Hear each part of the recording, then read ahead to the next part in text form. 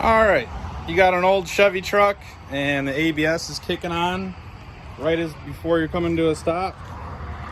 Let me show you in 30 seconds how to fix it. It's not going to take you 30 seconds, but this is what you're dealing with. This is a wheel speed sensor.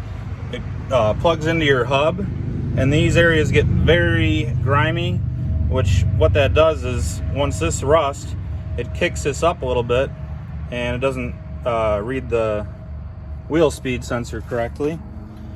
So that one's already all cleaned up. Come over here. This is what you start with. That's why it's not working properly. So just take a small file down that surface. Try not get anything in there. Put a little paper towel or something. Clean up your sensor, and you're back in business. This is underneath the hub of your rotor. So that is going to have to come off.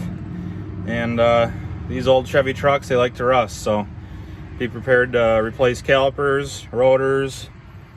I was lucky enough to get the brake lines free with 2 days of soaking with PB Blaster, but that's how to fix it.